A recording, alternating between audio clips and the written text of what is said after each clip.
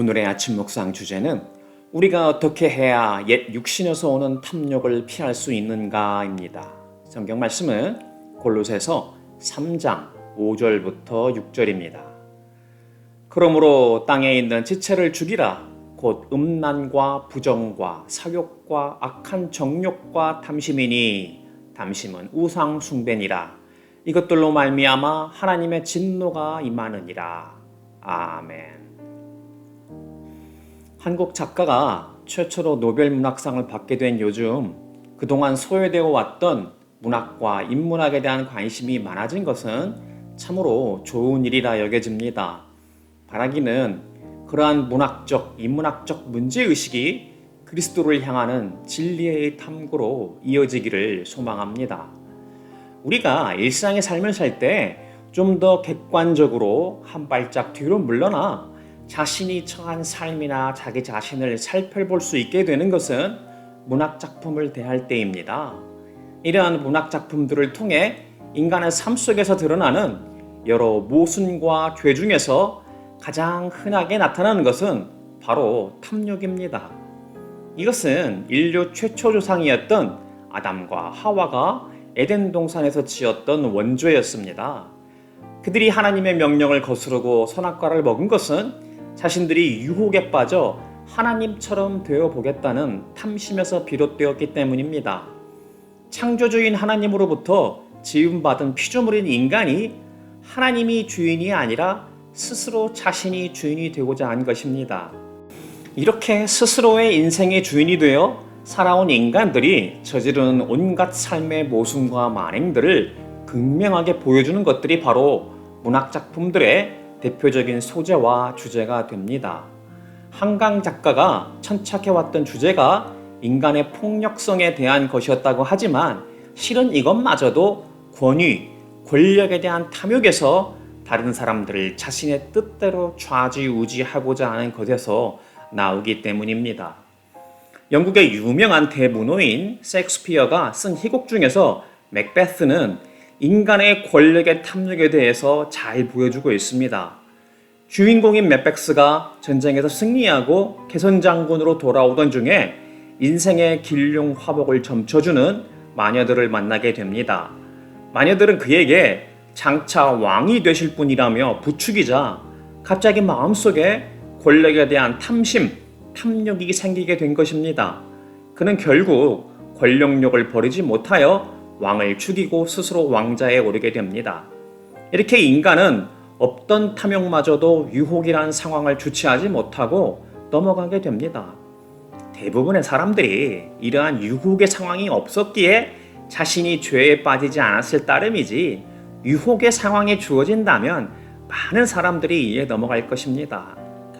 그렇게 왕자에 오르게 되었지만 탐욕으로 인한 가책으로 번민에 빠진 맥베스는 결국 파멸로 이르게 됩니다. 아내도 자책하여 자살하게 되고 이러한 소식을 듣게 된 그는 자신의 어리석은 탐욕의 결말로 인한 인생의 허무와 파멸을 고백하게 됩니다. 꺼져라 짧은 촛불이여. 인생은 단지 걸어가는 그림자. 인생은 가련한 배우와 같다. 자신에게 주어진 시간 동안 무대 위에서 으스대고 안달하다가 더 이상 들리지 않게 되는 이야기처럼 말이다.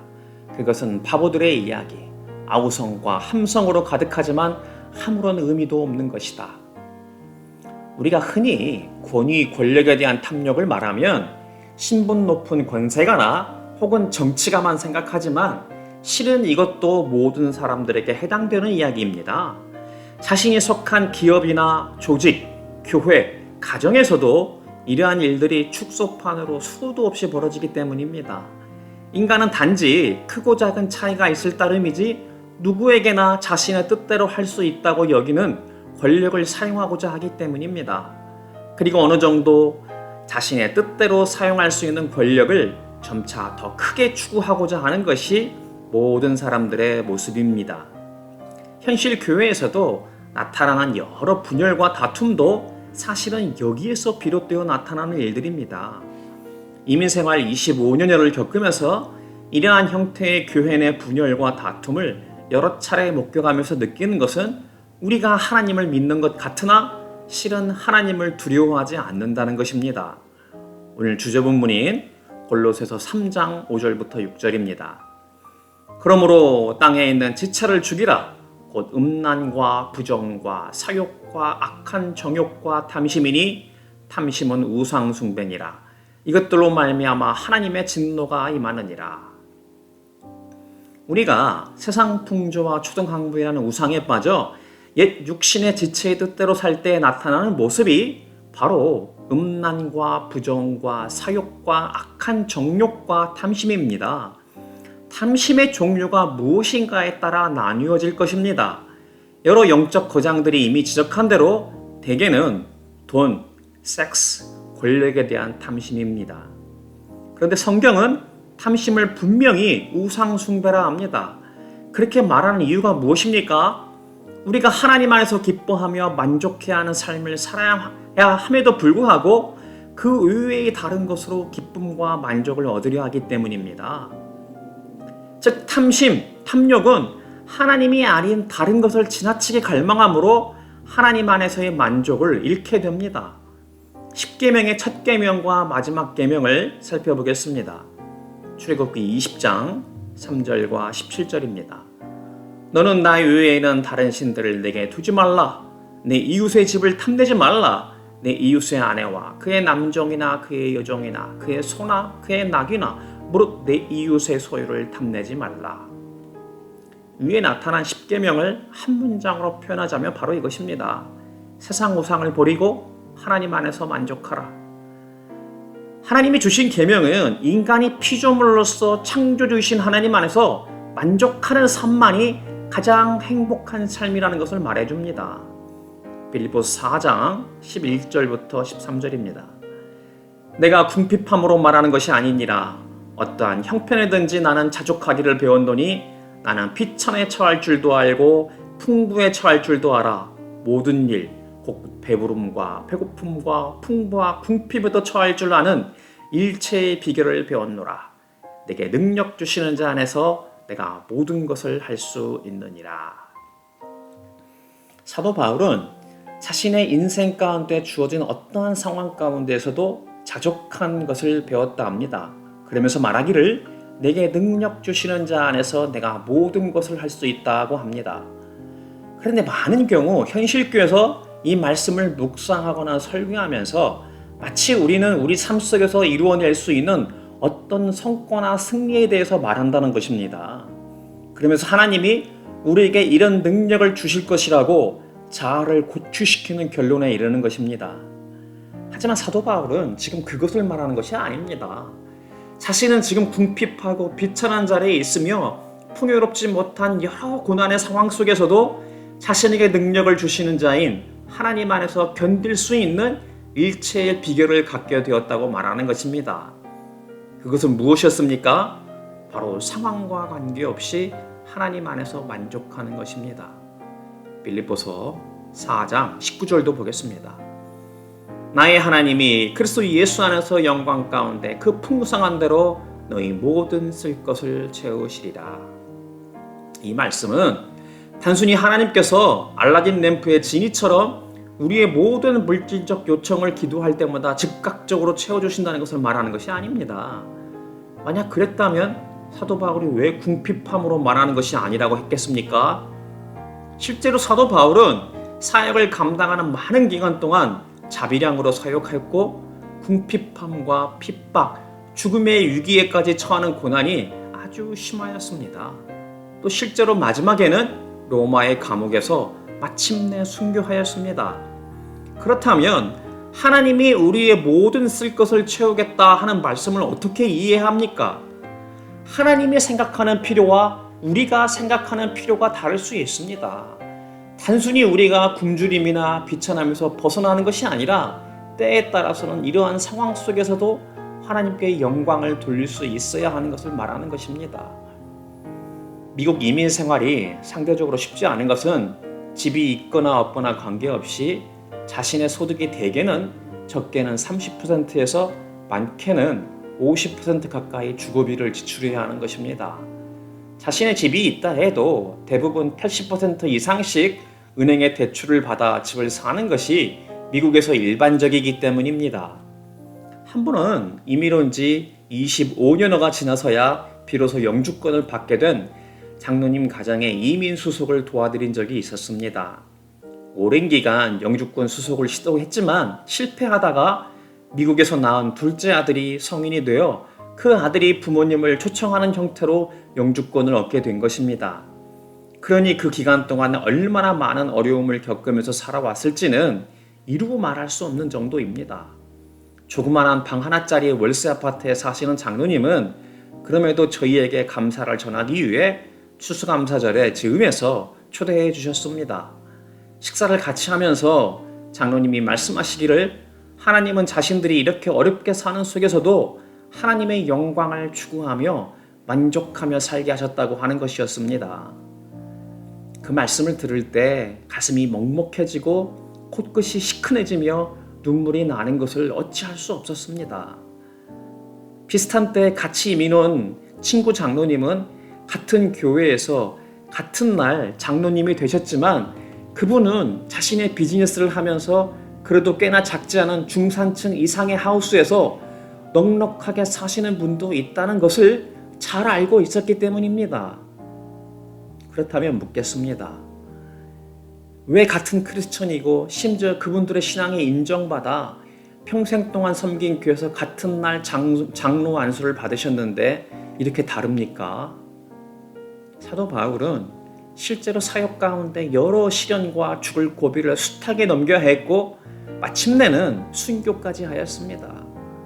하나님은 우리의 기대가 아니라 하나님 보시기에 우리에게 유익한 것을 하시기 때문입니다. 그렇게 사도 바울은 그가 감당하는 사명 가운데 공급하시는 하나님의 장래의 은혜가 조금의 오차도 없이 그의 필요를 채우는 것을 경험하였습니다. 빌립보서 4장 15절부터 17절입니다. 빌립보 사람들아 너희도 알거니와 복음의 시초에 내가 마게도냐를 떠날 때에 주고받는데 일에 참여한 교회가 너희 위에 아무도 없었느니라. 데살로니가에 있을 때에도 너희가 한 번뿐 아니라 두 번이나 나의 쓸 것을 보내었도다. 내가 선물을 구함이 아니요 오직 너희에게 유익하도록 풍성한 열매를 구함이라. 빌립보 교회가 사도 바울을 위해 두 번이나 물질적으로 도움을 주었다고 합니다. 그가 항상 자비랑만 하는 것이 아니었습니다. 그가 감당해야 할 사역 가운데 하나님이 때를 따라 쓸 것을 채우셨다는 것입니다. 그리고 이렇게 사도 바울을 물질적으로 도왔던 빌립보 교회는 사도 바울을 도움으로 오히려 그들에게 유익하고 풍성한 열매가 되었다 합니다. 그렇다면 빌립보 교회가 사역자가 사명을 감당할 수 있도록 도운 것이 어떻게 그들에게 유익하고 풍성한 열매가 되었습니까? 누가복음 12장 33절부터 34절입니다. 너희 소유를 팔아 구제하여 낡아지지 아니하는 배낭을 만들라. 곧 하늘에 둔 바 다함이 없는 보물이니 거기는 도둑도 가까이 하는 일이 없고 좀도 먹는 일이 없느니라. 너희 보물 있는 곳에는 너희 마음도 있으리라.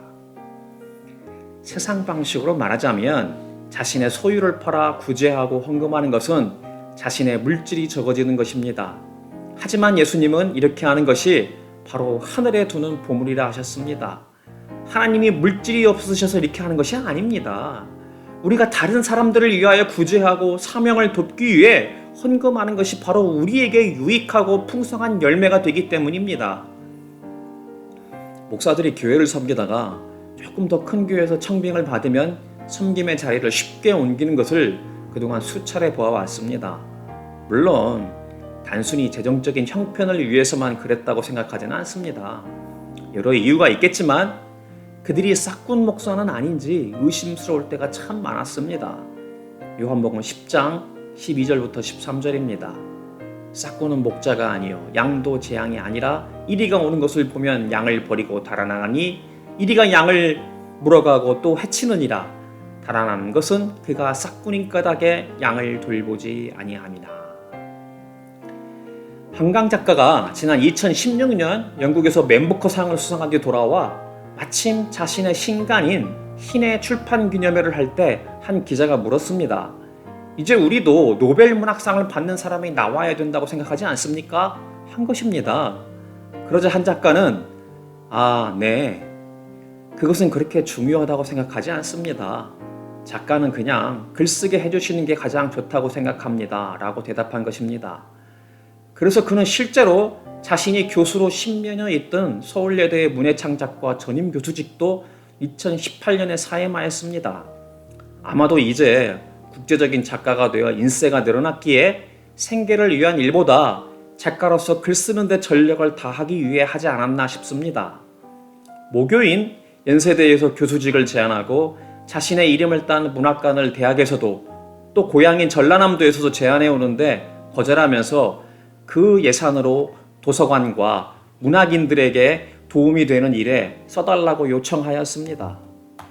심지어 노벨상을 받았으니 기자회견을 요청하는데도 불구하고 지금 세계 여러 곳의 전쟁통에서 죽음이 날마다 실려 나오는데 인간의 폭력성을 고발하는 내용으로 소설을 쓴 자신이 무슨 잔치를 하겠느냐고 말하였습니다. 자신의 메시지와 삶이 추구하는 바가 일치하는 것을 보여준 것입니다. 평신도로 살다가 이제 사역자가 된 지 13년 차가 되었습니다.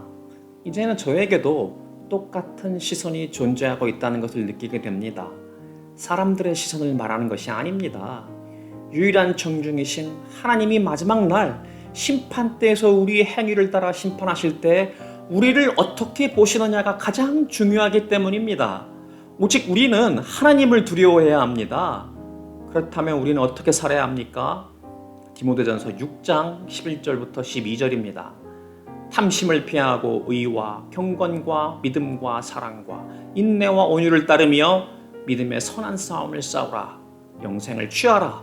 이를 위하여 네가 부르심을 받았고 많은 증인 앞에서 선한 증언을 하였도다. 하나님께서 창세전에 우리를 택하고 부르셔서 하나님 나라의 백성으로 예수 그리스도의 제자로 기름 부으셨습니다. 그러니 이제 우리는 탐심을 피하고 의와 경건과 믿음과 사랑과 인내와 온유를 따르며 믿음의 선한 싸움을 싸워야 합니다. 바라기는 새 하늘과 새 땅에서 영생을 받게 될 장래의 은혜에 대한 믿음으로 옛 육신의 탐욕을 피하는 복된 지체들이 되기를 주님의 이름으로 축복합니다. 기도하겠습니다. 하나님 아버지, 우리가 예수 믿노라 살면서도 여전히 옛 육신에서 오는 탐욕에서 자유하고 있지 못하다는 것을 깨닫게 됩니다. 세상에서 인정을 받고 부유해지며 성적인 유혹과 권력의 탐심에서 떠나 주님 다시 오실 때 심판하실 하나님을 두려워하는 자가 되게 하여 주시옵소서. 마침내 믿음의 선한 싸움을 싸우고 새 하늘과 새 땅에서 영원한 새 생명과 상급을 주실 장래의 은혜에 대한 믿음으로 서게 하여 주시옵소서. 우리가 하나님의 택하고 부르심을 받은 하나님 나라의 백성이요 예수 그리스도의 제자가 되었음을 잊지 않는 복된 지체들이 되게 하여 주시옵소서. 예수님 이름으로 간절히 기도드립니다. 아멘. 오늘도 주신 말씀으로 묵상하며 기도함으로 하루를 시작하고 세상 가운데서 승리하는 삶 살 수 있기를 축복합니다.